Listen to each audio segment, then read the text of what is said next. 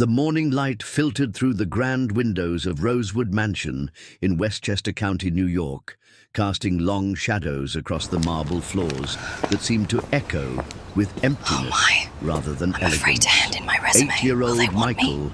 sat at the enormous mahogany dining table, pushing scrambled eggs around his plate, while his father, James, reviewed financial documents between hurried bites of toast and coffee. 3 years. 3 years since Victoria had died in that car accident on the sawmill. River Parkway, and Michael hadn't spoken a single word since the funeral. The silence had become as much a part of the mansion as the crystal chandeliers and oil paintings of ancestors neither of them really knew. James Whitmore, CEO of Whitmore Industries, had tried everything money could buy. Dr. Peterson from Mount Sinai, the child psychologist everyone raved about. Dr. Martinez from Columbia Presbyterian, the speech therapist with a waiting list 6 months long. Private tutors from Manhattan's most prestigious schools. Each one left with the same defeated expression and the same gentle suggestion. Perhaps time will heal what we cannot. But time, James had learned, could be both a healer and a thief. And it had stolen his son's voice so completely that some days he wondered if Michael would ever find it again. The kitchen door swung open, and Mrs. Henderson, the long-time housekeeper, appeared with her usual stern expression. "Mr. Whitmore, the new cook is here. Shall I send her in?" James barely looked up from his papers. "Fine, the usual instructions. Michael's meals are to be simple, no strong flavors, and she's not to bother him unnecessarily." What he didn't see was the way his son's eyes followed Mrs. Henderson back toward the kitchen, a flicker of curiosity breaking through the perpetual haze of silence that surrounded him. Sarah walked through the servants' entrance of the mansion, her worn canvas bag slung over her shoulder, taking in the opulence that seemed to press down on her like a weight. At 24, she carried herself with the quiet dignity of someone who had learned that survival meant keeping your head down and your heart guarded. Her gentle blue eyes, the color of a September sky just before rain, took in every detail, not out of envy, but out of the careful observation that poverty teaches you. She had grown up in a small apartment in Queens, where the sound of the subway was as constant as breathing, and dinner meant whatever her mother could stretch from one paycheck to the next. Her mother, Maria, had cleaned houses in Manhattan for 30 years, coming home each night with stories of beautiful homes and beautiful lives that seemed as distant as fairy tales. But fairy tales, Sarah had learned, often hid darker truths. Mrs. Henderson led her through corridors lined with family portraits, generations of Whitmores staring down with the confidence of old money and older privilege. "You'll be responsible for all meals," the housekeeper explained, her tone crisp and businesslike. "Mr. Whitmore takes his coffee black, no sugar, breakfast at 7 sharp, lunch at noon when he's home, dinner at 6:30. The boy barely eats anything." They paused outside the kitchen door, and Mrs. Henderson's expression softened almost imperceptibly. "He hasn't spoken since his mother died. The doctors say there's nothing physically wrong with him. He just stopped. Mr. Whitmore doesn't like to discuss it." Sarah nodded, understanding more than the housekeeper probably realized. She knew about silence, how it could become a refuge when the world became too much to bear. She knew about loss, too. The kind that carved hollow spaces in your chest that never quite filled in again. Her own losses were still too fresh, too raw. David, her fiancé, killed by a drunk driver on the Grand Central Parkway just 6 months after they'd gotten engaged. The teaching job she'd had to leave because the grief made it impossible to stand in front of a classroom full of children without breaking down. The small apartment in Astoria they'd shared, too expensive for her alone, forcing her to move back in with her aging mother. Cooking had become her salvation, the one thing that required enough focus to quiet the voices in her head, the endless loop of what if and if only that grief loves to play. In the kitchen, with her hands busy and her mind occupied by measurements and timing, she could almost forget almost. The kitchen was everything she'd expected from a house like this. Professional-grade appliances, marble countertops, a pantry larger than her old bedroom. But it felt cold, unused in the way that spoke of meals eaten in solitude rather than shared in warmth. She unpacked her few belongings, the wooden spoon her grandmother had given her, worn smooth by decades of use. A small notebook filled with her mother's recipes, written in a mix of English and Spanish. A photo of her and David at Coney Island, both of them laughing at something long forgotten. As she tied her apron and began to explore the pantry, she heard footsteps in the corridor. Soft, careful footsteps that seemed to hesitate outside the kitchen door. Sarah turned, and there he was, a small boy with dark hair and eyes that held too much sadness for someone so young. Michael. He stood in the doorway like he was afraid to cross the threshold, his hands clasped behind his back. "Hello," Sarah said, softly, not moving toward him, not overwhelming him with questions or forced cheerfulness. "I'm Sarah. I'm going to be cooking here now." Michael didn't respond, but he didn't leave either. He stood there, watching her with an intensity that made her heart ache. She recognized that look, the way someone watches when they're hungry for connection, but terrified of the vulnerability it requires. Sarah turned back to the ingredients she'd laid out for lunch, talking in the same gentle tone she'd once used with her students. "I was thinking of making grilled cheese sandwiches today. My mom used to make them for me when I was scared or sad. She said comfort food was called that for a reason. It's supposed to comfort your heart, not just your stomach." She pulled out a cast-iron skillet, one that reminded her of home, and began to heat it slowly. She would slice the tomatoes really thin and put them inside the sandwich with the cheese, said it made all the difference.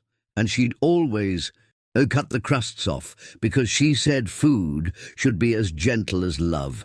Michael took a step into the kitchen. Sarah continued working, narrating her movements in a way that felt natural, unforced. "The secret is the butter. Most people put it on the bread, but my mum taught me to put it in the pan first. Let it get all golden and nutty smelling. That's when you know it's ready." She could feel Michael moving closer, drawn by something he couldn't name. Maybe it was the way she moved through the kitchen, like it was a sacred space. Maybe it was the way she talked to him, like he was a person, not a problem to be solved. Maybe it was simply that her voice carried no expectation, no demand for response, just the warm presence of someone who understood what it meant to hurt. As the sandwiches sizzled in the pan, filling the kitchen with the homey scent of butter and browning bread, Sarah began to hum. It was an old song, something her grandmother had sung to her in Spanish when she was little and scared of thunderstorms. "Duerme, duerme, negrito, que tu mamá está en el campo." She wasn't even conscious of switching between languages, the melody carrying her from Spanish to English and back again, the way music does when it comes from somewhere deeper than thought. Michael was standing right beside her now, close enough that she could see the freckles across his nose, could smell the faint scent of the expensive soap they must use in his bathroom.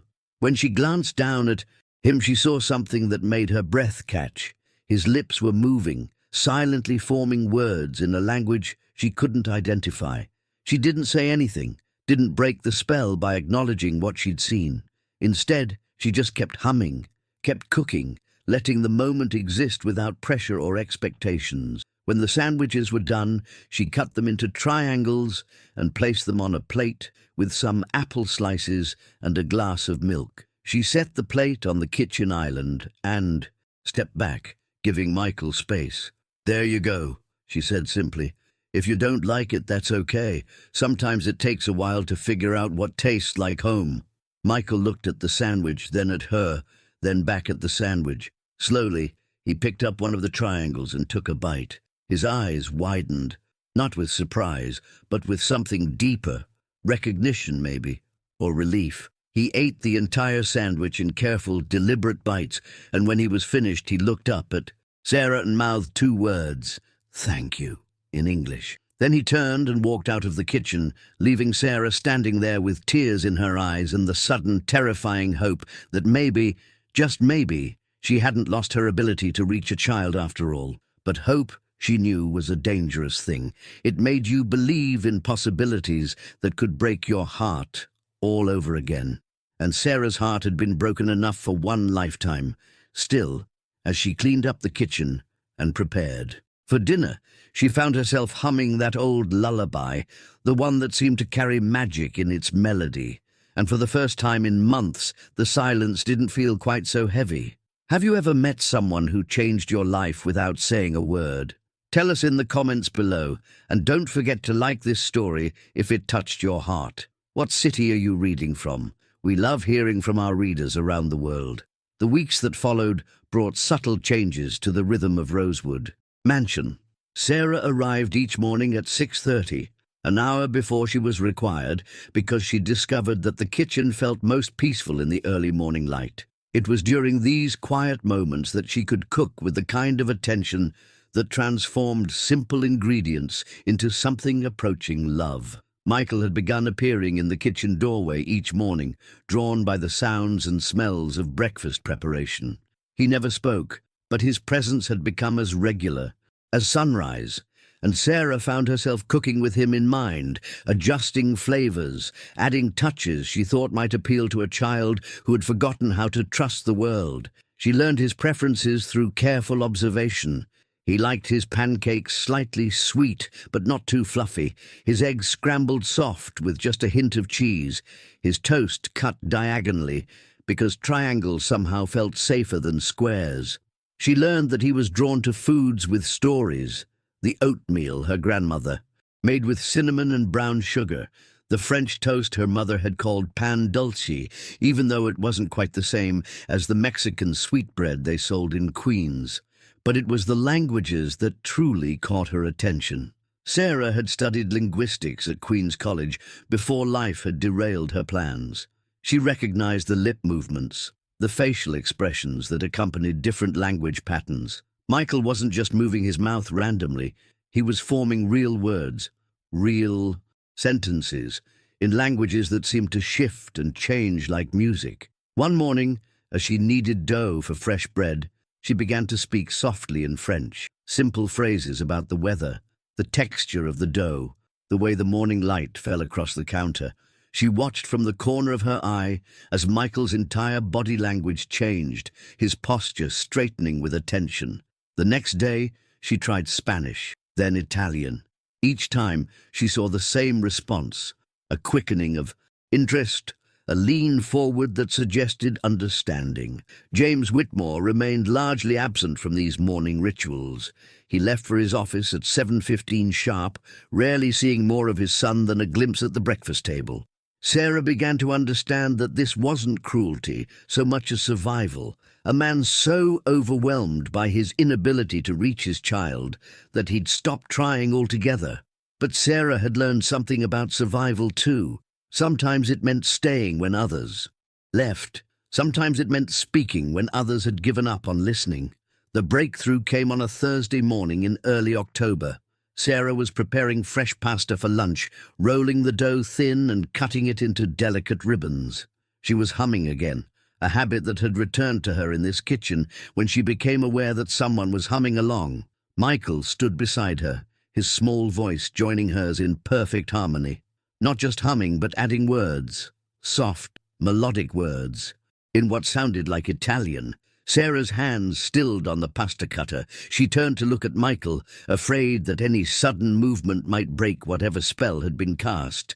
"Che bella giornata," Michael whispered, his voice rusty from disuse but perfectly pronounced. "What a beautiful day."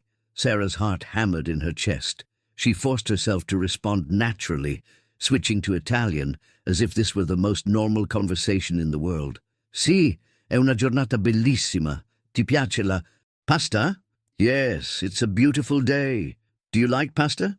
Michael nodded, a small smile tugging at the corners of his mouth. "Mia mamma faceva la pasta ogni domenica." My mama made pasta every Sunday. The words hung in the air between them, precious and fragile. Sarah understood that this wasn't just about language. It was about memory, about a connection to his mother that had somehow survived the silence. Over the following days, the conversations grew longer, more complex. Michael seemed to have An intuitive understanding of multiple languages, switching between them as if they were different colors on a palette. Sarah found herself drawn into a linguistic dance that was unlike anything she'd experienced in her academic studies. They talked about food in Spanish, about the weather in French, about books in English and German. Michael's vocabulary was sophisticated, his grammar nearly flawless, as if he'd been absorbing languages through some process Sarah couldn't quite understand. It was during one of these conversations that James walked into the kitchen earlier than usual, having forgotten some documents he needed for a morning meeting. He stopped in the doorway, frozen by the sound of his son's voice, not just speaking, but laughing, switching effortlessly between English and what sounded like Russian as he and Sarah discussed the different ways to prepare potatoes around the world. "Papa!" Michael called out in French when he noticed his father. "Sarah está enseñándome la lingua del mundo." Sarah is teaching me the languages of the world. James stood there, his briefcase forgotten in his hand, staring at his son as if he were seeing a ghost.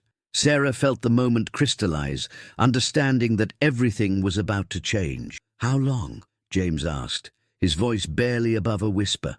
"About 2 weeks," Sarah replied honestly. "It started gradually. He seems to have a natural gift for languages." James moved closer, his expression a mixture of wonder and something that looked almost like fear.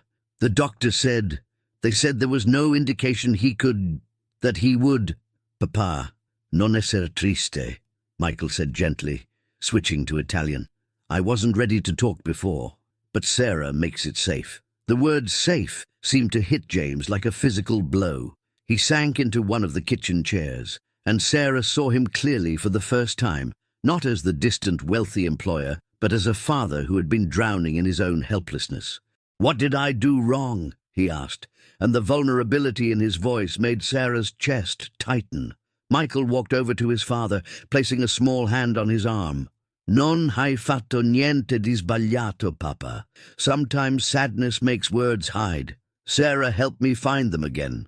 That afternoon, James cancelled his meetings. For the first time in 3 years, he sat in the kitchen while Sarah cooked, listening to his son chatter in languages he'd never heard him speak.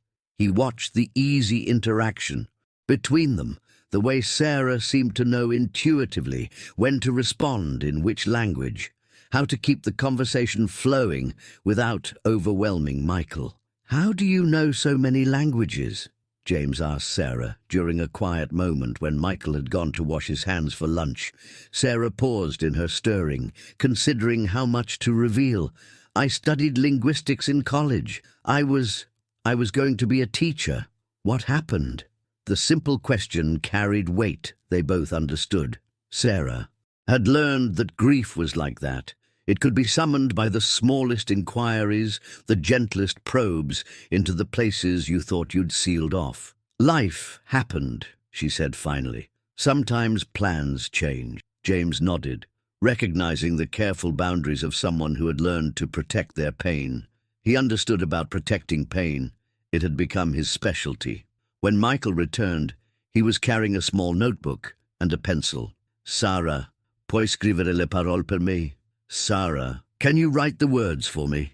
"Which words, sweetheart?" Sarah asked, unconsciously using the endearment she'd once reserved for her students. "Toute la langue," Michael said in Italian.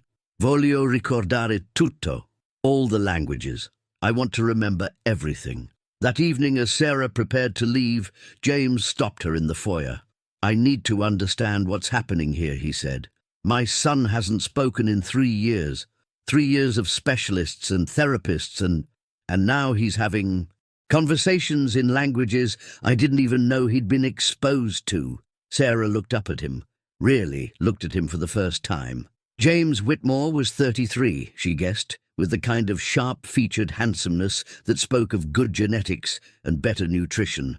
But his blue eyes held a depth of exhaustion that wealth couldn't cure, and there were lines around them that suggested he smiled far less than he should. "Children absorb more than we realize," she said carefully.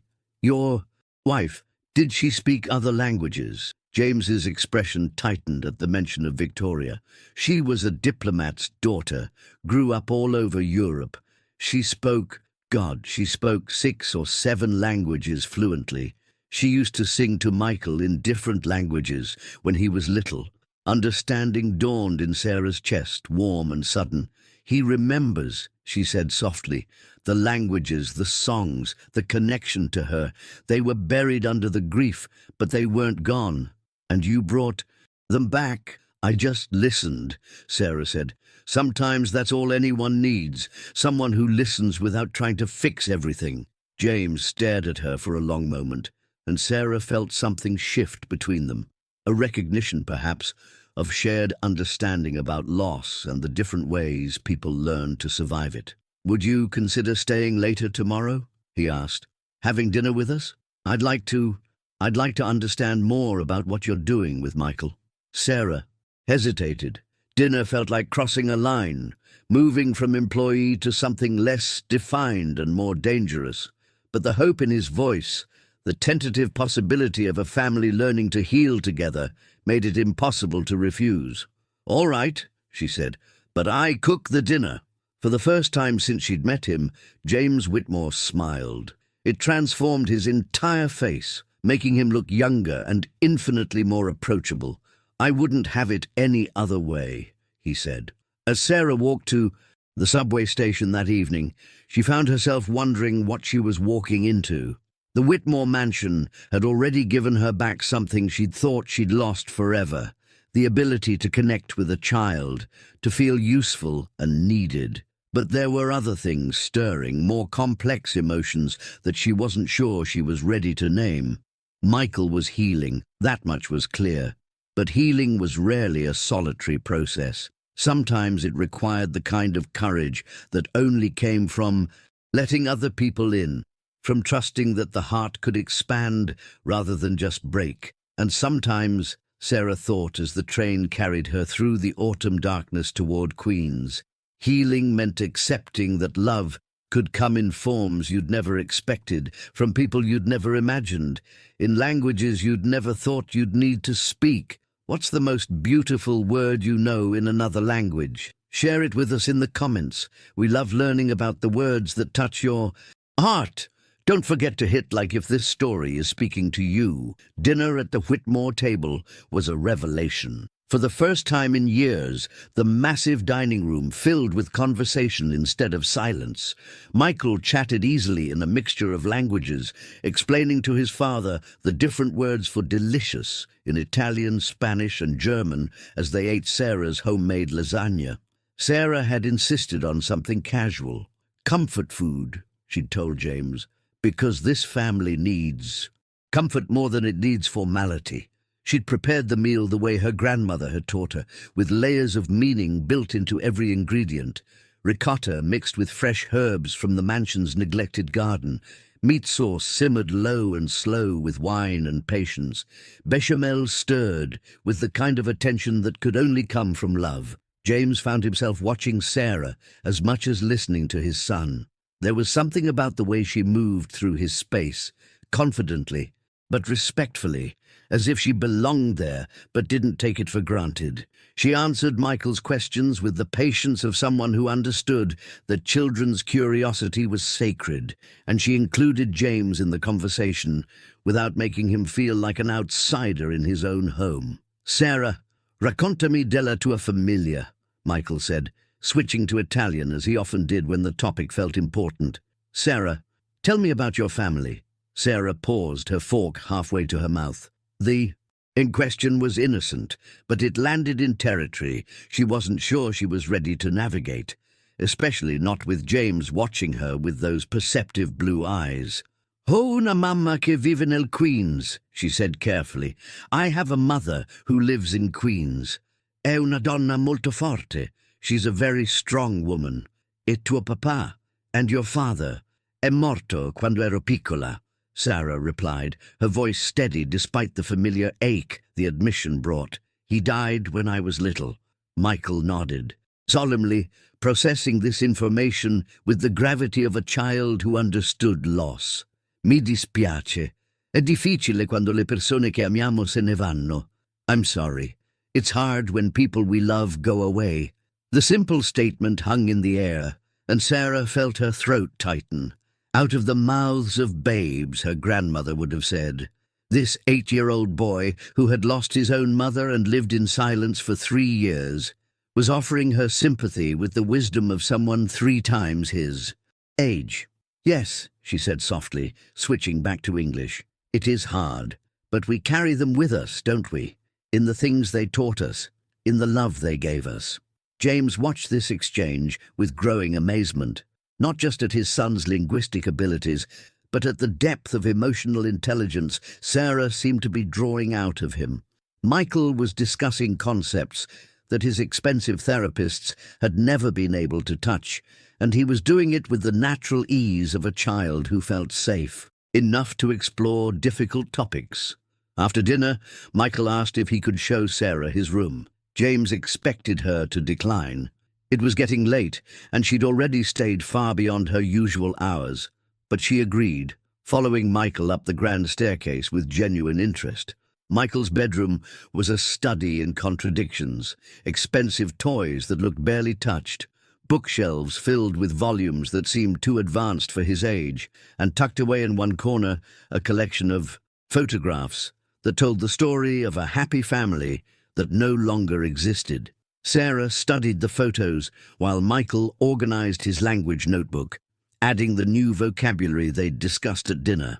Victoria Whitmore had been beautiful in the way that spoke of good breeding and better education, blonde, elegant, with the kind of poise that came from growing up in embassy parties and international schools. In every photo, she was smiling, often caught in the middle of saying something to whoever was behind the camera. She was lovely, Sarah said softly. Era la persona più bella del mondo, Michael replied in Italian. She was the most beautiful person in the world. Sapeva tutte le lingue e mi cantava sempre. She knew all the languages and always sang to me. What did she sing? Michael's face lit up. Tante canzoni, canzoni francesi, spagnole, tedesche, e sempre le ninne nanne italiane quando ero triste. So many songs. French songs, Spanish songs, German songs, and always Italian lullabies when I was sad. He began to hum, a melody that was hauntingly beautiful and somehow familiar. Sarah recognized it as the same tune she'd been humming in the kitchen weeks ago, the one that had first drawn Michael to speak to her. Mamma mia, dammi 100 lire, che in America voglio andare. The Italian lullaby filled the room, and Sarah felt a chill run down her spine. She knew this song. Her own grandmother had sung it to her, passed down through generations of Italian immigrants who had carried their music across oceans. Where did your mother learn that song? Sarah asked, trying to keep her voice casual. Dalla sua mamma italiana, Michael said matter-of-factly, from her Italian grandmother. Nonna Giulia viveva a Brooklyn prima di morire. Grandma Julia. She lived in Brooklyn before she died. Sarah's world tilted slightly. Brooklyn. An Italian grandmother. A lullaby that was too specific, too personal to be coincidence. What was your grandmother's last name? She asked, though she was suddenly afraid of the answer. Rossini, Michael said. Come il compositore. Like the composer. The room seemed to spin around Sarah. Rossini. Giulia Rossini. The name that had been whispered in her childhood, spoken with reverence and sadness by her own grandmother. Giulia Rossini, who had given up a daughter for adoption in 1952 when she was 17 and unmarried and scared. Giulia Rossini, who had spent the rest of her life wondering what had happened to the baby girl she'd been forced to give away.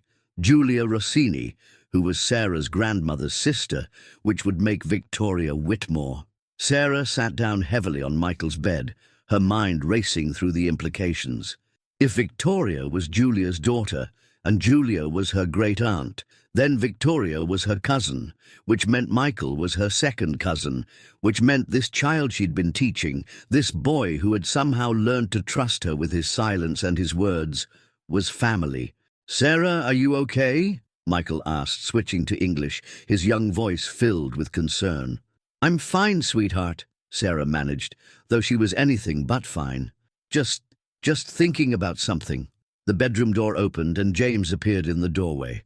"Michael, it's time for bed. Sarah needs to get home." But Sarah barely heard him. She was trapped in a web of connections that seemed too intricate to be coincidence, too meaningful to be dismissed. How was it possible that she had found her way to this house, to this family, to this child who carried her own bloodline and her own musical heritage? "Sarah." James's voice broke through her thoughts. "Are you all right? You look like you've seen a ghost." In a way, she had. She'd seen the ghost of family connections she'd never known existed, the shadow of a love story that had been interrupted by death before she could learn its ending. "I'm fine," she said again, standing up too quickly and having to steady herself against the bedpost. "I should go, it's late." She hugged Michael goodnight, inhaling the scent of his shampoo and trying to process the fact that this child was blood of her blood, family in a way that made her employment here feel suddenly complicated and strange. James walked her downstairs, and she could feel his eyes on her as they moved through the quiet hallways. "Are you sure you're okay?" he asked as they reached the front door. "You seemed, I don't know, shaken by something." Sarah paused with her hand on the doorknob, weighing how much to reveal. The truth felt too large, too complex to explain standing in a foyer at 9 o'clock at night. It would require conversations and confirmations, genealogy research, and delicate questions about family histories that might be painful to excavate. "Just tired," she said instead. "It's been a long day." James stepped closer, and Sarah caught the scent of his cologne. Something expensive and subtle that probably cost more than she made in a month. But underneath it was something more basic, the smell of a man who worked too hard and worried too much, who carried the weight of responsibility like other people carried briefcases. "Sarah," he said, and her name sounded different in his voice than it did in anyone else's. "What you're doing for Michael, I can't begin to thank you." "He's a special boy," Sarah said, and the words carried new meaning now that she understood their connection. "He just needed someone to—" "Listen, it's more than that," James insisted. "You've given him back his voice. You've given him back joy. You've given us both something I thought we'd lost forever." The intensity in his voice made Sarah look up at him, really look at him. In the soft light of the foyer, James Whitmore looked younger, more vulnerable. The careful businessman facade had dropped away, leaving behind a father who was struggling to understand the miracle that had walked into his kitchen and transformed his family. "James," Sarah said softly, and she saw his eyes widen slightly at the use of his first name instead of the formal Mr. Whitmore she'd been maintaining. "Sometimes healing happens in ways we don't expect, with people we don't expect. Is that what this is? Healing?" The question hung between them, loaded with possibilities that neither of them seemed quite ready to name. Sarah felt the pull of something that was more than professional, more than just the shared concern for Michael's well-being. There was an awareness building between them, a recognition of two people who had both been wounded by life and were slowly, carefully learning to trust again. "I should go," Sarah said, though she made no move toward the door. "You should," James agreed, though he made no move to step away from her. They stood there for a moment that stretched longer than it should have, both of them aware that something was shifting, that the careful boundaries they'd established were beginning to blur. Finally, Sarah opened the door and stepped into the cool October night. "I'll see you tomorrow," she said. "Tomorrow," James agreed. As Sarah walked toward the subway station, her mind raced with questions that had no easy answers. The revelation about her connection to Michael changed everything and nothing. She was still the cook, he was still the employer's son, and James was still the grieving widower who was slowly learning to live again. But family changed things, whether you acknowledged it or not. Family created obligations and connections that went beyond contracts and paychecks. Family meant that walking away wasn't as simple as giving 2 weeks' notice. And if she was being honest with herself, walking away was becoming less appealing anyway. Not just because of Michael, though the thought of abandoning him felt impossible, but because of James, too. Because of the way he looked at her like she was the answer to a prayer he'd been afraid to pray. Because of the way her own carefully guarded heart was beginning to respond to his quiet strength and hidden vulnerability. Sarah had thought she was done with love, done with the kind of hope that made you believe in happy endings. David's death had taught her that love was dangerous, that it could be taken away in an instant, leaving nothing but pain and regret. But maybe, she thought as the train carried her through the darkness toward home, maybe love wasn't just about the fear of losing it. Maybe love was also about the courage to find it again, in unexpected places, with unexpected people, when you thought your heart had forgotten how to beat for anyone other than yourself. The question was whether she was brave enough to find out. Have you ever discovered a family connection in the most unexpected place? Share your story with us in the comments. Sometimes life surprises us with the most beautiful coincidences. Where are you reading this from tonight? Sarah spent the weekend researching, diving, deep into genealogy websites and family records that she'd never bothered to explore before. What she found confirmed her suspicions and added layers of complexity she hadn't anticipated. Giulia Rossini had indeed given birth to a daughter in 1952, a girl named Elena, who had been adopted by a diplomat's family named Morrison. Elena Morrison had grown up privileged and educated, had married young to a man named Charles Whitmore, and had become Victoria Whitmore. She had died in a car accident 3 years ago, leaving behind a husband and an 8-year-old son who carried the musical genes of generations of Italian grandmothers. The connection was real, but it was also fragile. Victoria had never known about her birth family, had never searched for the biological mother who had given her up. She had lived her entire life unaware that she had cousins in Queens, family who sang the same lullabies and carried the same musical traditions that she had somehow absorbed and passed on to her son.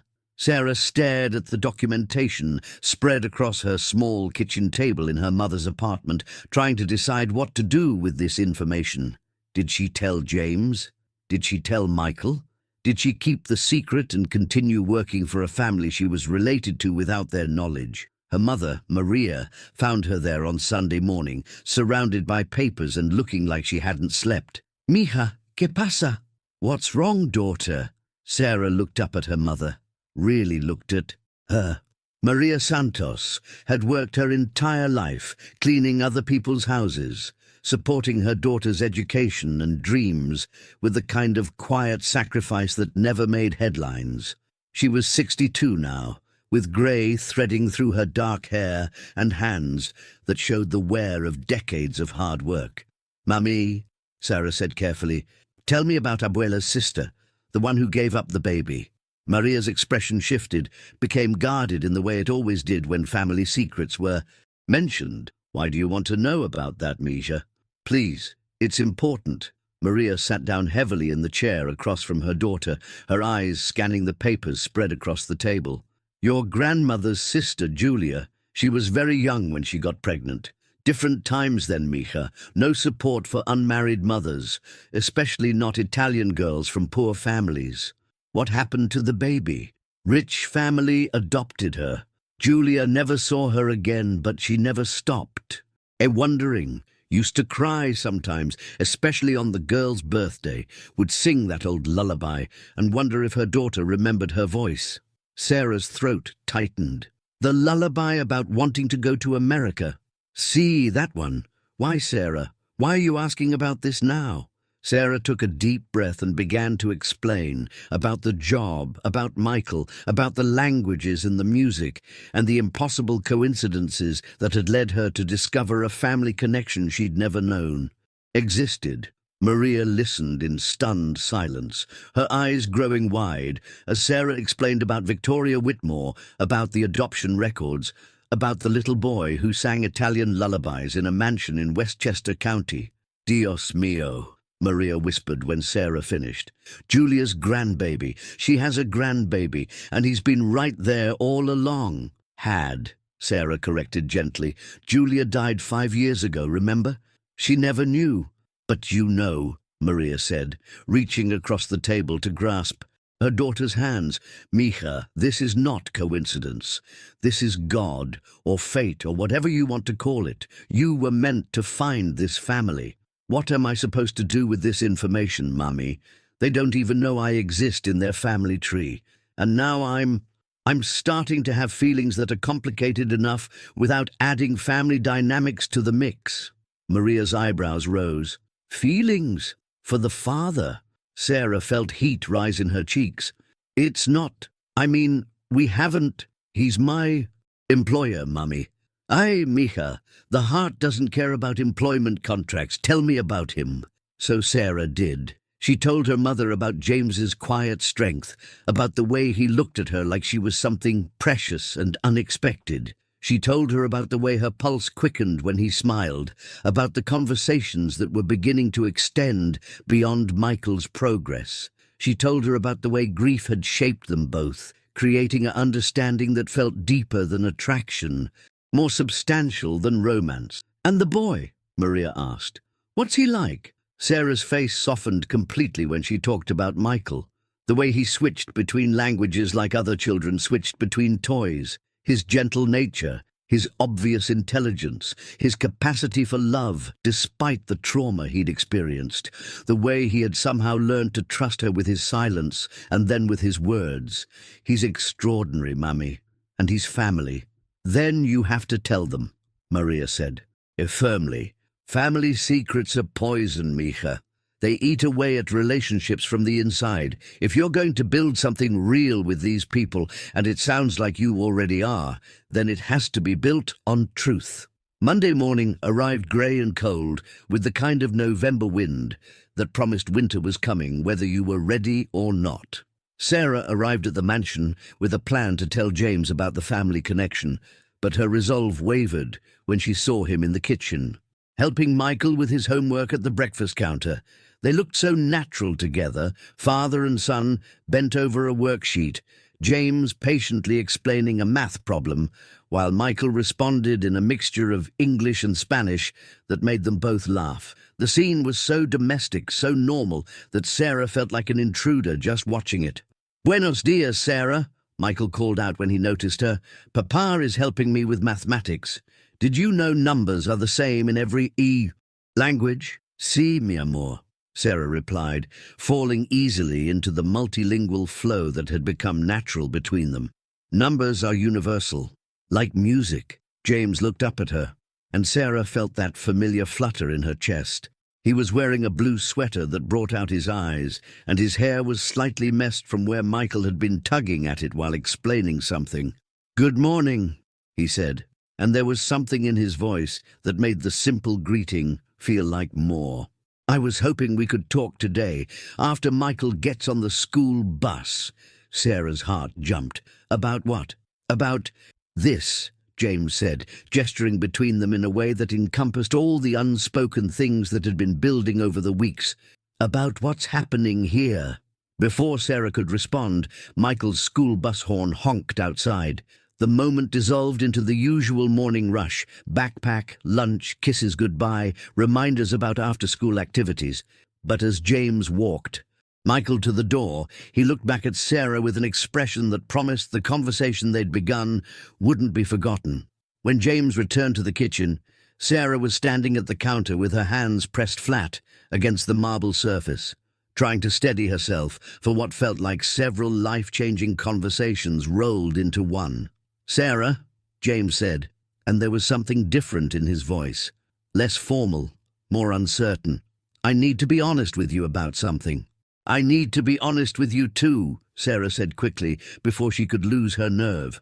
They spoke at the same time, their words overlapping. "I think I'm falling in love with you. Michael is my second cousin." The silence that followed was deafening. They stared at each other across the kitchen island, both processing the bombshell the other had just dropped. "What did you say?" James asked finally. "What did you say?" Sarah countered. James ran a hand through his hair, looking suddenly vulnerable in a way that made Sarah's heart ache. "I said I think I'm falling in love with you." which is probably completely inappropriate and definitely not what you want to hear from your employer. But I can't keep pretending that what I feel for you is just gratitude for what you've done for Michael." Sarah stared at him, her mind reeling. "You're falling in love with me? Completely and probably foolishly, yes. And now you're going to tell me that Michael is your cousin, which either makes this the most beautiful coincidence in the world or the most complicated situation I've ever found myself in." Sarah sank onto one of the kitchen stools, her legs suddenly unsteady. "James, I need to explain." "Are you related to Victoria?" he asked, and there was something sharp in his voice now, something that sounded like fear. "Not to Victoria directly, to her birth mother. Victoria was adopted, and her biological mother was my grandmother's sister." Sarah spoke quickly, the words tumbling over each other in her rush to explain. "I didn't know when I took the job. I only figured it out a few days ago when Michael was telling me about his grandmother, Julia." James sat down across from her, his blue eyes searching her face. "So when you applied for this position, I had no idea. I swear to you, James, I had no idea we were connected. I was just a woman who needed a job, who happened to speak the languages that Michael was ready to hear. But now you know. Now I know." They sat in silence for a moment, the weight of both revelations settling between them. Sarah could hear the grandfather clock in the hallway ticking, could smell the coffee she'd brewed earlier, could feel her heart hammering against her ribs. "So what do we do now?" James asked finally. "I don't know," Sarah admitted. "I've never been in love with someone who's technically my employer while simultaneously discovering that his son is my family." James's eyebrows rose. "You're in love with me?" Sarah felt heat flood her face. That's not what I said. You said you've never been in love with someone who's your employer. Present tense."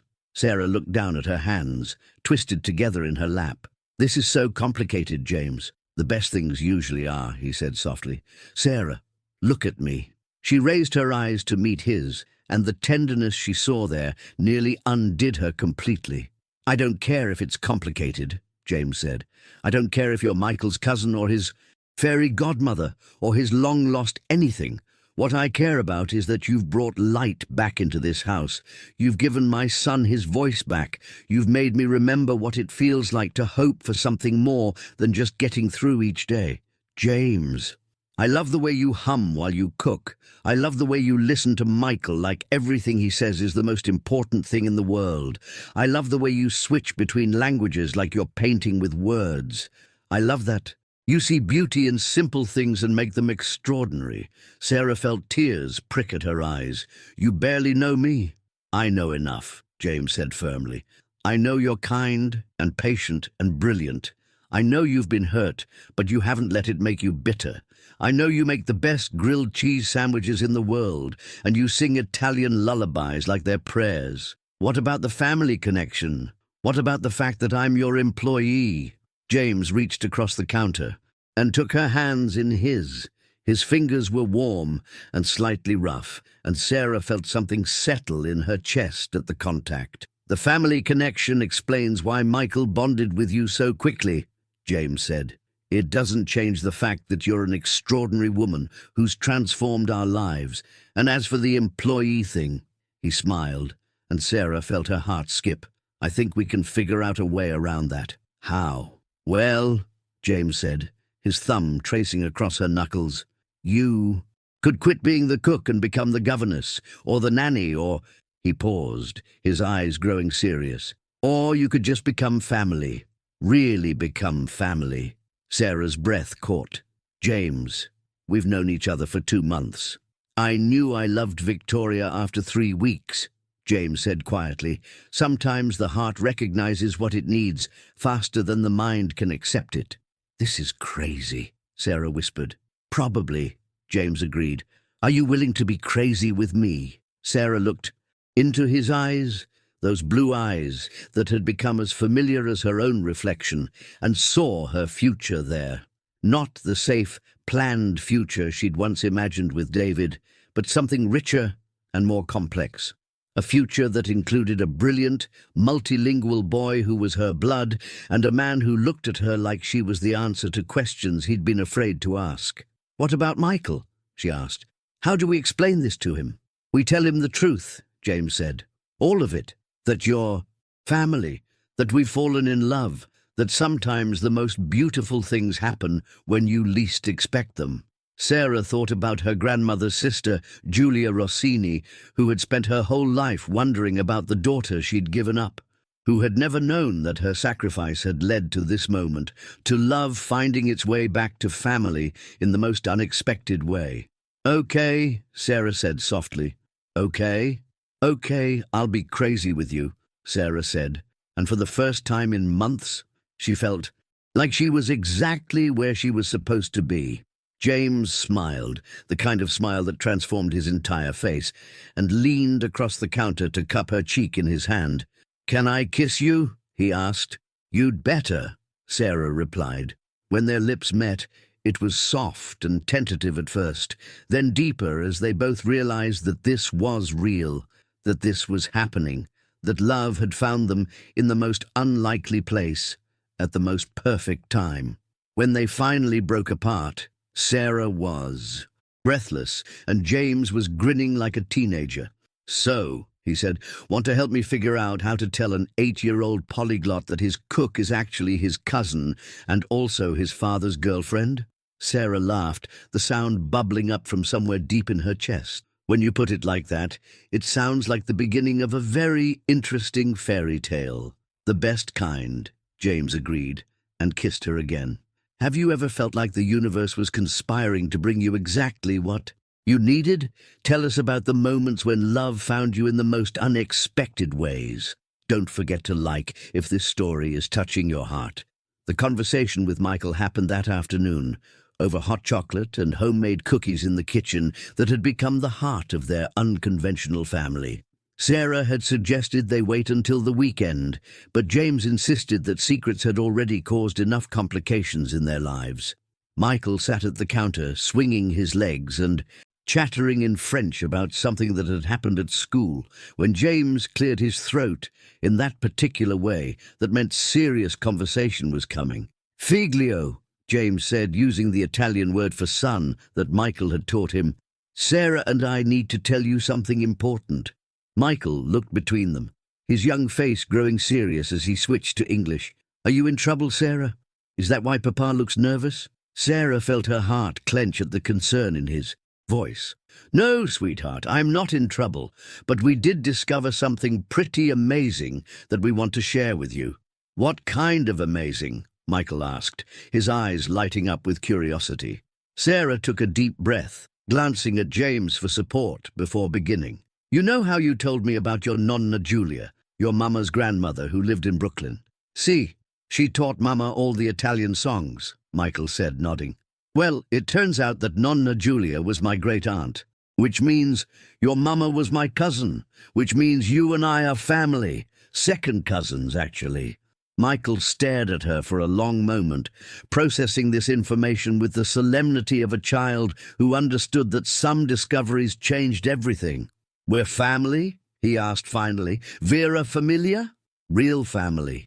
Real family," Sarah confirmed. To her surprise, Michael didn't seem shocked. Instead, a slow smile spread across his face, the kind of smile that seemed to come from some deep place of recognition. "I knew it," he said matter-of-factly. "You knew it?" James asked, surprised. "Naturalmente," Michael said, switching to Italian in his excitement. "Sarah knows all the same songs Mama knew. She cooks like Nonna Julia used to cook. She understands when I'm sad without me having to say anything. Of course we're family." Sarah felt tears prick at her eyes, the simple acceptance in Michael's voice, the way he embraced this revelation as if it explained everything that had felt. Magical and right about their connection made her chest tight with emotion. "There's something else," James said gently. "Sarah and I, well, we've developed feelings for each other. We wanted you to know, because if this relationship continues to grow, it will affect all of us." Michael looked between them again, and Sarah held her breath, waiting for his reaction. "Are you going to get married?" he asked. James nearly choked on his coffee. "Michael, we've only just— Papa." Michael interrupted, switching to Italian again. "When you love someone, you know it in your heart, not in your calendar." Sarah couldn't help but laugh at the wisdom coming from an 8-year-old. "Where did you learn that, amore?" "Mama used to say it," Michael replied simply. "She said when she met Papa, she knew in 5 minutes that she wanted to marry him, but she made him wait 6 months to propose because she thought that's what grown-ups were supposed to do." James looked stunned. "She told you?" "Oh, that? She told me lots of things," Michael said. "She said love is like learning languages. When it's right, it just makes sense, even when other people think it's too fast or too complicated." Sarah reached over and smoothed Michael's hair, marveling at this child who seemed to understand love better than most adults. "And how do you feel about your papa and me having feelings for each other?" Michael considered this seriously. "I think Mama would be happy," he said finally. "She always worried about Papa being sad after she was gone. And she would love that you're family, that you know all the songs and can teach me about Nonna Julia." "You're okay with this?" James asked, and Sarah could hear the vulnerability in his voice. "Papa, I've been hoping for this since Sarah made her first grilled cheese sandwich," Michael said, with 8-year-old pragmatism. "You smile now, you laugh at dinner. You're not sad all the time. Of course I want Sarah to stay forever." "Forever is a big word," Sarah said softly. "Per sempre," Michael said in Italian. "A jamais in French, para siempre in Spanish, for immer in German. It's the same in every language, Sarah. Forever means forever." That evening, after Michael had gone to bed, Sarah and James sat together on the couch in his study, her head on his shoulder as they watched the fire crackle in the fireplace. The room was lined with books and family photos, and Sarah felt surrounded by the history of the Whitmore family, a history that she was now, somehow, part of. "I keep thinking about coincidences," Sarah said softly, "about how many things had to align perfectly for me to end up here." "Such as?" "David dying," Sarah said, and felt James's arm tighten around her. "I would never have left teaching if that hadn't happened. I would never have needed this job." "I'm sorry you lost him," James said quietly. "I'm sorry you had to go through that pain." "I am too.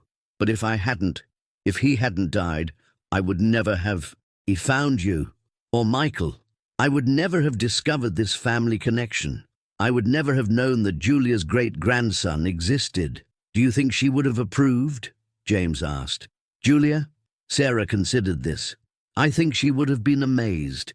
She spent her whole life wondering about the daughter she gave up, never knowing that her bloodline would continue, that her great-grandson would grow up singing the songs she taught her daughter through adoption records and genetic memory." "Michael was right, you know," James said, "about recognizing love quickly. I knew something was different about you from that first day when you made him that grilled cheese sandwich and didn't try to force him to talk. I knew something was different about him too," Sarah admitted. "There was something familiar about him, something that felt like coming home. I just didn't understand what it was." "And me?" James asked, his voice teasing but with an undertone of real curiosity.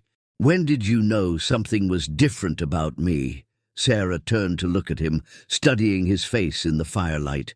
"When you asked me to stay for dinner that first time, you looked so hopeful and so scared at the same time, like you were afraid to want something good but couldn't help yourself." "I was terrified," James admitted.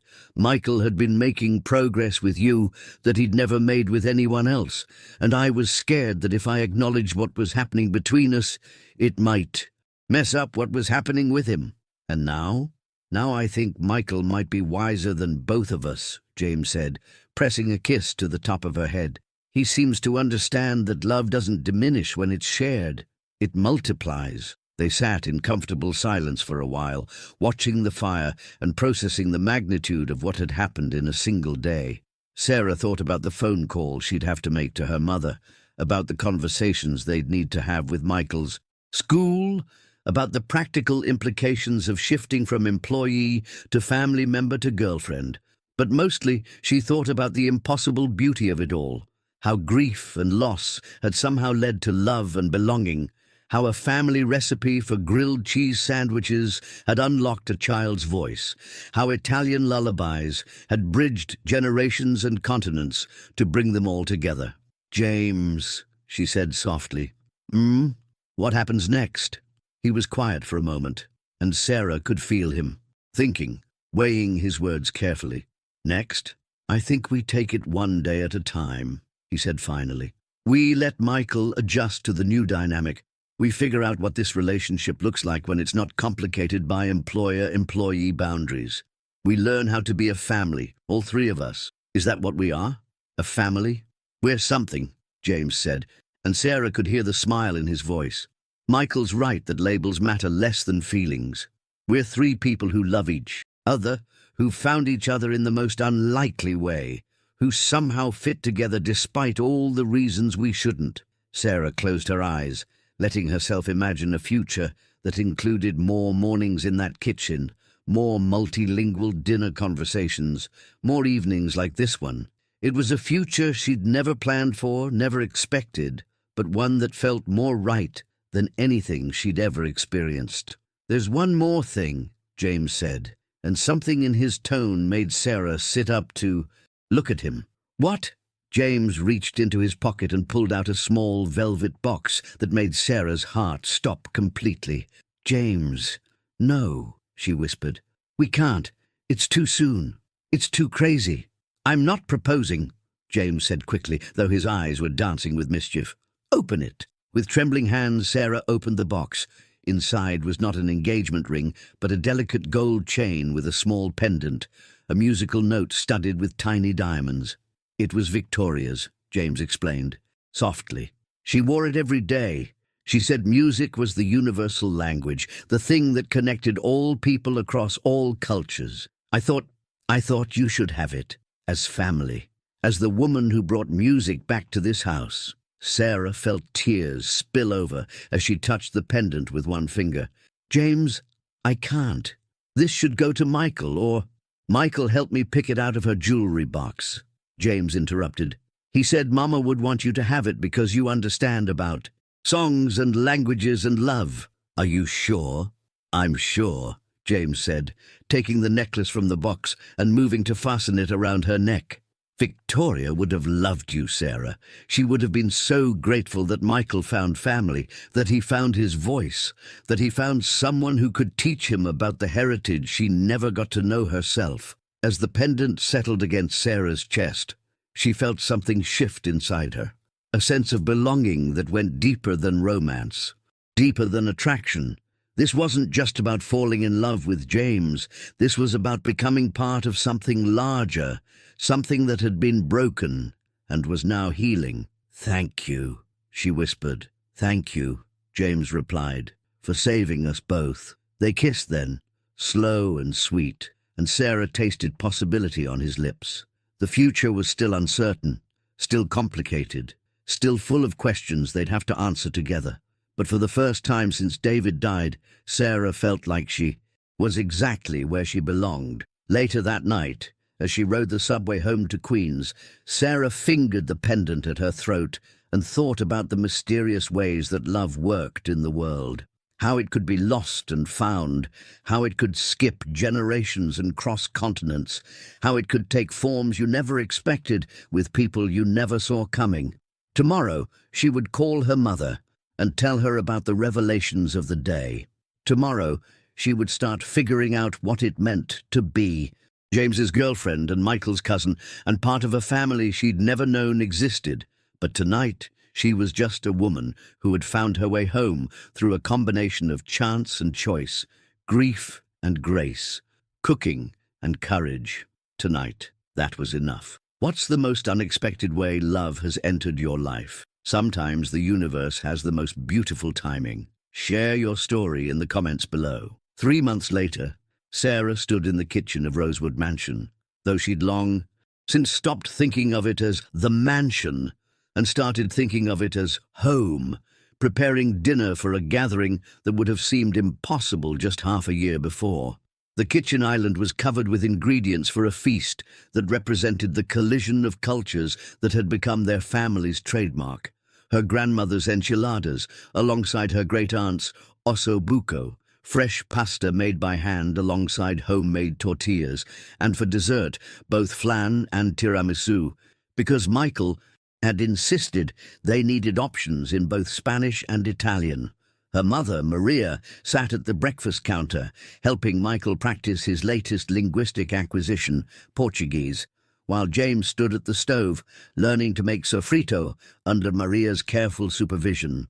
The scene was chaotic and beautiful, and filled with the kind of multilingual chatter that Sarah had come to associate with happiness. "Misha," Maria called out, "dile a tu novio que necesita más ajo. Tell your boyfriend he needs more garlic." "She says you need more garlic," Sarah translated, though James's Spanish had improved dramatically over the past few months. "I heard her," James replied with a grin, adding another clove to the pan. "I'm beginning to think your mother believes everything can be improved with more garlic." "Por supuesto," Michael chimed in. "O ajo é a alma da comida. Garlic is the soul of food. That's Portuguese, Sarah. Did you hear how good my accent is getting?" "Beautiful, amore," Sarah said, ruffling his hair as she passed. "Mrs. Rodriguez would be proud." Mrs. Rodriguez was Michael's new Portuguese tutor, hired after his teacher at school had run out of languages to offer him. Michael was now fluent in 12 languages and showed no signs of slowing down. His speech therapist had officially declared him the most remarkable case of selective mutism recovery she'd ever witnessed. Though Sarah knew the real miracle hadn't been linguistic, it had been learning to trust again.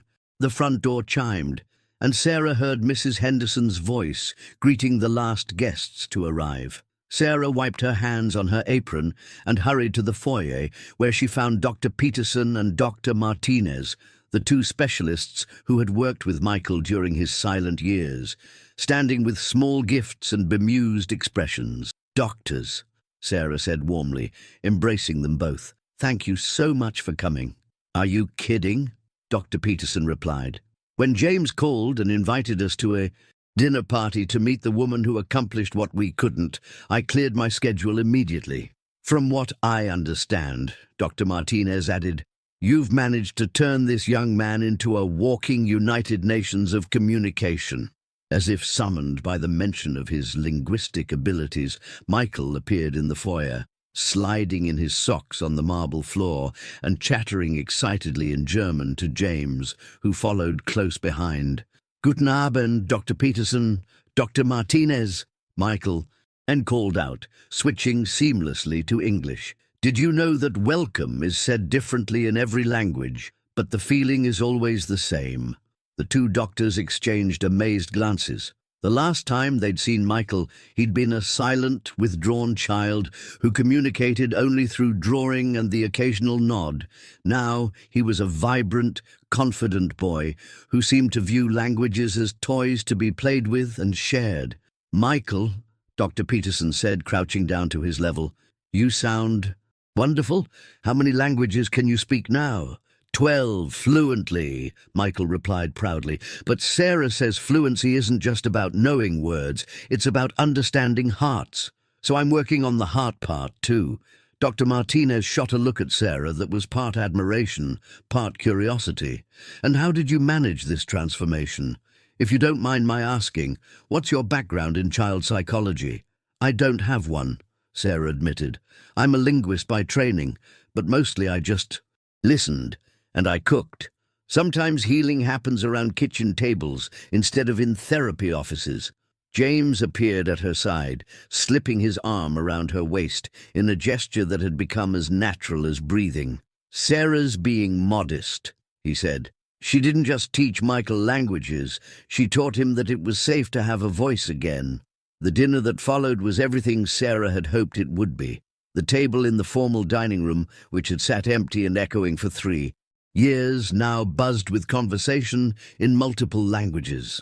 Michael served as translator. When Maria wanted to tell the doctors something in Spanish, James proudly showed off his improving Italian pronunciation, and Sarah found herself switching between languages without thinking, the way she had as a child in her grandmother's kitchen.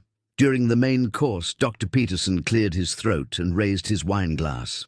"I'd like to propose a toast," he said, "to Sarah, who proved that sometimes the best therapy is simply being seen and loved for who you are. To family," James added, his eyes finding Sarah's across the table, "however it finds us." "Salud," Maria called out. "Prost," Michael added in German. "Santé," Sarah finished in French. As they clinked glasses, Sarah felt a moment of perfect contentment settle over her. This table, these people, this life she'd stumbled into through grief and grace. It was more than she'd ever thought to hope for. After dinner, while the adults lingered over coffee and dessert, Michael disappeared upstairs and returned with a large notebook, the one Sarah had helped him start months ago to record new vocabulary. "I want to show you something," he announced, opening the notebook to a page near the back. Instead of vocabulary lists, this page was filled with what looked like a family tree, carefully drawn in Michael's neat handwriting. At the top were names Sarah didn't recognize, Victoria's adoptive parents. Below them was Victoria, connected by a marriage line to James, and below them was Michael. But on the other side of the page was another tree, this one showing Giulia Rossini and her descendants, Sarah's grandmother, Sarah's mother, and finally, Sarah herself. And at the bottom of the page, Michael had drawn a line connecting both trees with a single word written in ornate letters, "Familia." "It's our family," Michael explained, his voice serious. "Both sides, all the languages, all the countries, all the love that brought us together. Sarah, you're not just Papa's girlfriend. You're not just the lady who taught me to talk again. You're family, really and truly." Sarah felt tears gather in her eyes as she studied the carefully drawn connections. "Michael, this is beautiful." "There's more," Michael said, flipping to the next page. This page showed a house, not Rosewood Mansion, but a smaller place with a big kitchen and a garden. Around the house, Michael had drawn 3 figures, a man, a woman, and a child. Above them, he'd written words in different languages, all meaning the same thing: home, casa, maison, Zuhause, la. "It's where I want us to live someday," Michael said. "Not here, where everything is so big and fancy. Somewhere smaller, where Sarah can have a garden for her herbs, and Papa can have an office that's not scary, and I can have friends over without them being afraid to touch anything." Sarah looked at James, who was staring at his son's drawing with an expression of wonder. "What do you think, Papa?" Michael asked. "Could we live somewhere like this, somewhere that feels like Sarah's cooking tastes?" James was quiet for a long moment, and Sarah could see him processing not just the request, but the deeper longing behind it. Michael wasn't just asking for a different house. He was asking for a different kind of life, one built on warmth instead of wealth, on connection instead of status. "I think," James said slowly, "that sounds like exactly the kind of home a family like ours should have." Later that night, after the guests had gone and Michael had been tucked into bed, Sarah and James walked through the rooms of Rosewood Mansion with new eyes. "He's right, you know," James said, as they stood in the formal living room with its museum-quality furniture and perfect, untouchable arrangements. This place was never really a home. It was Victoria's dream of what a successful family should look like, but it wasn't us. "Are you sure?" Sarah asked. "This is your family's legacy, James. Generations of Whitmores have lived here. Generations of Whitmores have existed here," James corrected. "But Michael's the first one to really understand what family means, what home means, and he learned that from you."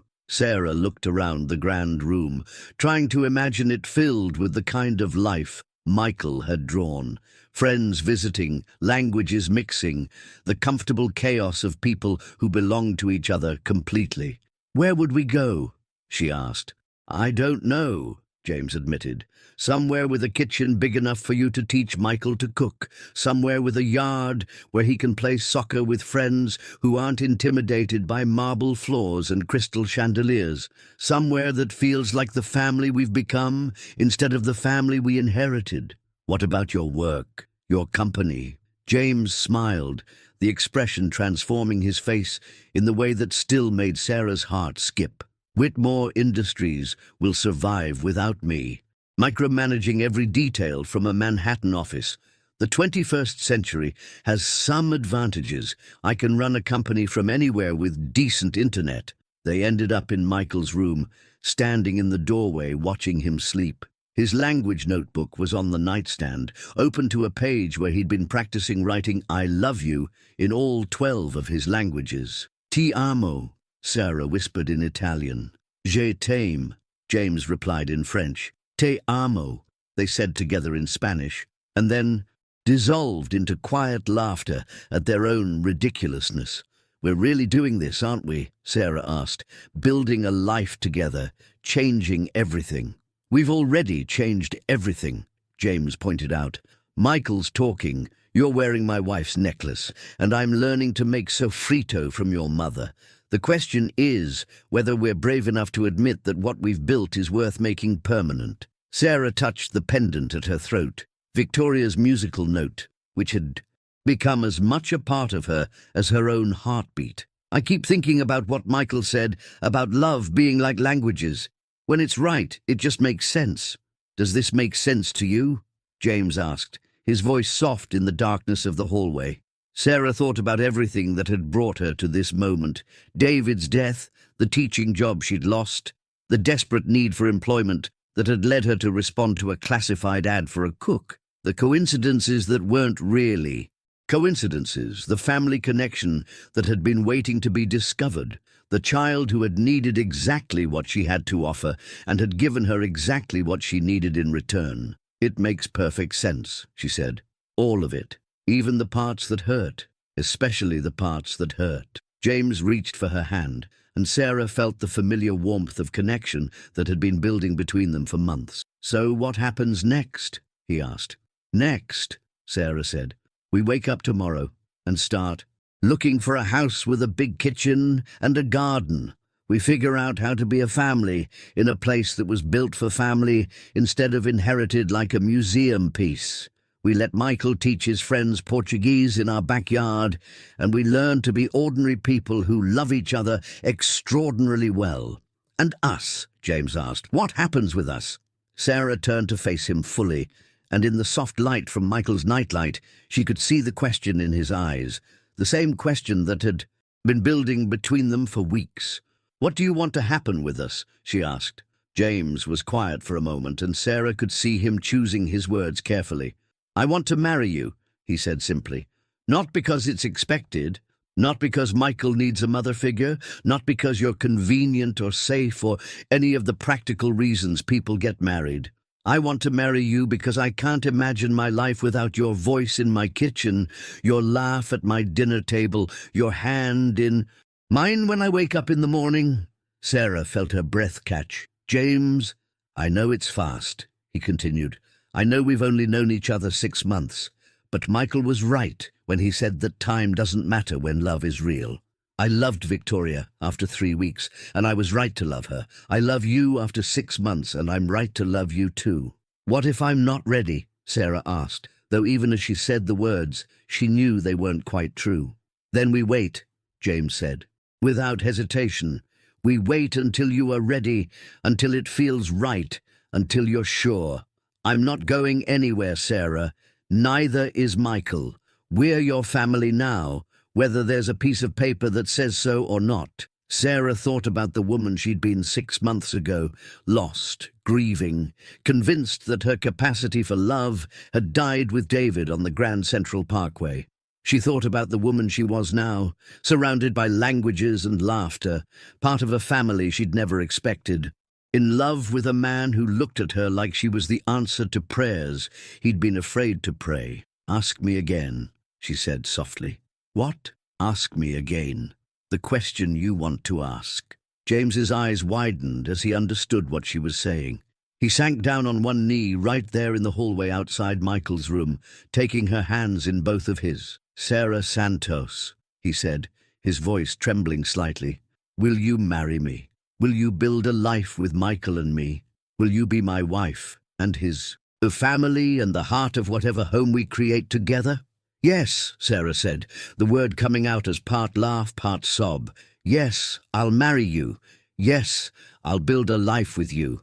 Yes, to all of it. James stood and kissed her then, deep and sweet and full of promise, and Sarah felt something settle in her chest that she recognized as peace. This was right. This was home. This was the life she was meant to live. A small sound from Michael's room made them both freeze, and they turned to see him, sitting up in bed, watching them with sleepy eyes and a huge grin. "Finalmente," he said in Italian. "Finally. I was wondering when Papa was going to ask you properly." "You're supposed to be asleep," James said, though he was laughing. "I was asleep," Michael replied. "But you woke me up with all the whispering. Also, I could hear Sarah crying happy tears from down the hall." "How do you know they were happy tears?" Sarah asked, wiping her cheeks. "Because when you cry sad tears, you're very quiet," Michael said with 8-year-old wisdom. "When you cry happy tears, you make little hiccup sounds, like now." Sarah laughed, realizing he was absolutely right. "Come here, amore." Michael scrambled out of bed and launched himself into their arms, creating a three-way hug that felt like everything Sarah had ever wanted and never known she needed. "So, we're really going to be a family?" Michael asked, his voice muffled against Sarah's shoulder. "We already are a family," Sarah said. "Now, we're just going to make it official." "Can we have the wedding in our new house?" Michael asked. "The one with the big kitchen?" "We don't have a new house yet," James pointed out. "We will," Michael said with the confidence of a child who had learned that good things could happen when you least expected them. "And when we do, we can have the wedding there. And Sarah can cook all the food, and we can have the vows in 12 different languages so everyone will understand."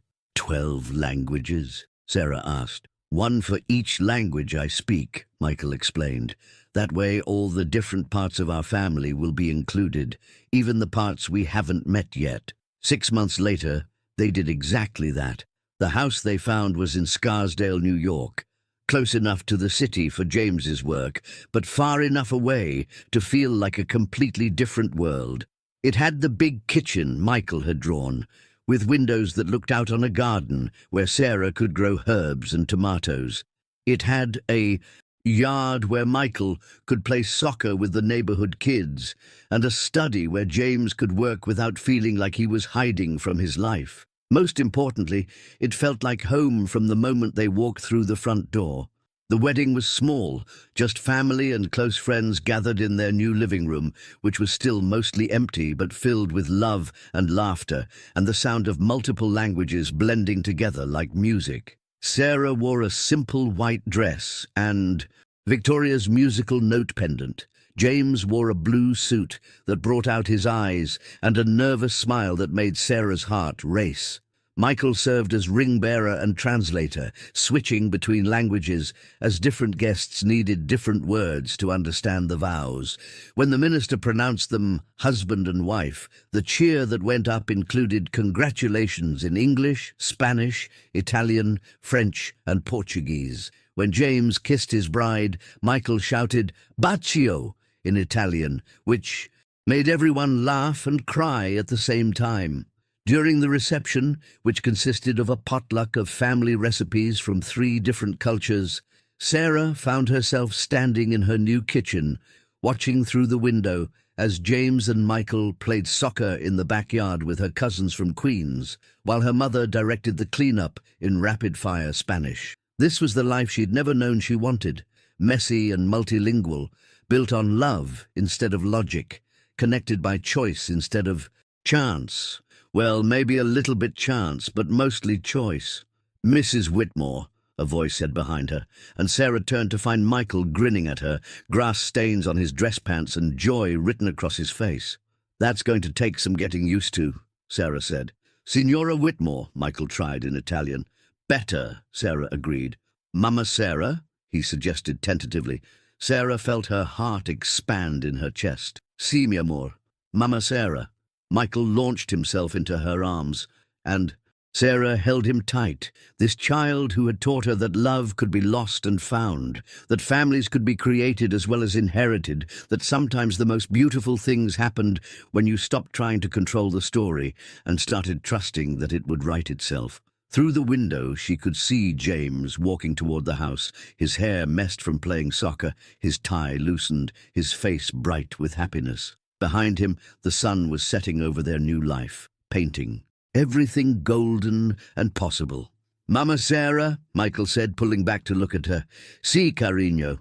Do you think Nonna Julia knows about us finding each other?" Sarah thought about her great-aunt, who had given up a daughter and spent her life wondering what became of that sacrifice, who had sung Italian lullabies to a child she'd never see again, not knowing that those songs would survive adoption and grief and silence to bring her family back together across generations. "I think she knows," Sarah said softly. "I think she's very happy." "Ben," Michael said, satisfied, "because I want to tell her thank you for giving away her daughter so that her great-grandson could find his way back to family." Sarah held him closer, understanding that this 8-year-old boy had just summed up the mysterious ways that love worked in the world, how sacrifice could lead to blessing, how loss could lead to finding, how the most painful choices could create the most beautiful outcomes. James came through the back door then, still laughing at something one of the cousins had said, and when he saw Sarah and Michael in their embrace, his expression softened into something that looked like wonder. "What are you two plotting in here?" he asked, joining their hug. "We're not plotting," Michael said. "We're just being grateful." "For what?" James asked. "For everything," Sarah said, looking around their new kitchen. Smaller than the one at Rosewood Mansion, but infinitely more perfect. For family found and family made, for second chances and first loves, for little boys who teach their parents about courage, for love that finds us when we least expect it and need it most. For grilled cheese sandwiches that change everything, Michael added solemnly. For grilled cheese sandwiches that change everything, James agreed, kissing his wife and his son and marveling at the impossible beauty of a life he'd never thought to dream. Outside, the party continued.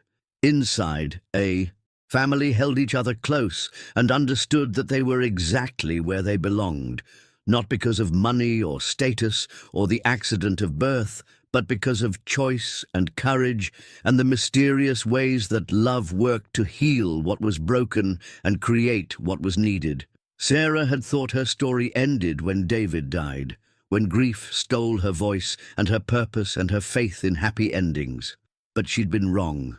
That wasn't the end of her story. It was just the end of the first chapter. This was the beginning of the real story. The one written in multiple languages and seasoned with love, the one that proved that families could be found as well as inherited, that healing could happen in the most unexpected places, that love was indeed like learning languages. When it was right, it just made sense. And this, Sarah thought as she stood in her kitchen surrounded by the voices of her new family, made perfect sense in any language you chose to speak. 1 year later, the invitation was written in 12 languages, which had become something of a family tradition. Michael insisted that important announcements should be accessible to everyone, regardless of which language felt most like home to them. "You are invited to celebrate with the Whitmore family. Están invitados a celebrar con la familia Whitmore. Siete invitati a celebrare con la familia Whitmore." The celebration was the publication of Sarah's first cookbook, Recipes for Home, a multilingual journey. Through family cooking, it featured the dishes that had built their family: grilled cheese sandwiches with love, osso buco with memory, enchiladas with tradition, and dozens of other recipes that came with stories about the languages of love and the ways that food could heal what words sometimes couldn't touch. The book signing was held at a small bookstore in their neighborhood, and Sarah watched in amazement as the line stretched around the block. Teachers wanting recipes that might reach the hearts of their students. Parents hoping to connect with children who seemed to speak different languages entirely. Home cooks who understood that the best meals were about more than just feeding the body. Michael served as official translator, delighted to help customers who spoke any of his 12 languages. James handled the business side of things, fielding calls from publishers who wanted to discuss international editions and cooking shows that wanted to feature his remarkable wife. But Sarah's favorite part of the day was the quiet moment when an elderly woman approached her table with tears in her eyes. "Excuse me," the woman said in heavily accented English. "Are you the Sarah who wrote about finding family through food?" "I am," Sarah replied gently. "My granddaughter has not spoken since her parents divorced," the woman continued. "She is 8 years old, and the doctors say there is nothing wrong, but she will not talk to anyone. Do you think your recipes might help?" Sarah looked into the woman's hopeful eyes and saw herself 2 years ago, desperate, lost, looking for any connection that might bridge the gap between pain and healing. "I think," Sarah said carefully, "that love is the most important ingredient in any recipe. And sometimes love means just sitting with someone while they find their voice again." She signed the cookbook with a special message. "For your granddaughter, may she find her voice when she's ready, and may you both find joy in the journey." As the woman walked away, clutching the book like a lifeline, James appeared at Sarah's side. "Another life changed by the magic of Sarah Whitmore," he said, kissing her temple. "Mrs. Sarah Whitmore Santos," she corrected, because she'd kept her mother's name as part of her own. "And it's not magic, it's just love." "Same thing," Michael said, appearing with a stack of books that needed signing.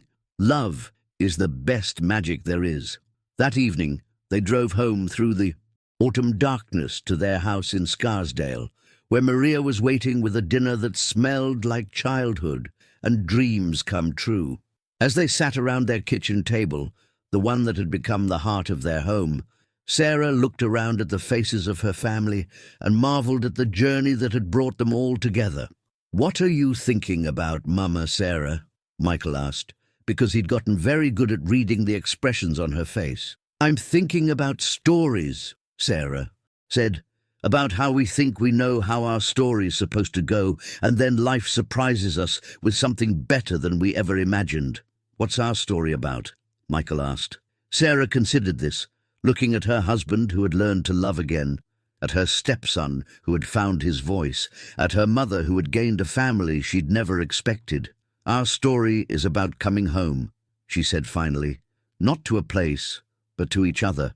It's about learning that families can be found as well as inherited, that love can be lost and found again, that sometimes the most beautiful things happen when we stop trying to control the ending and start trusting that the story knows where it wants to go." "And where does our story want to go?"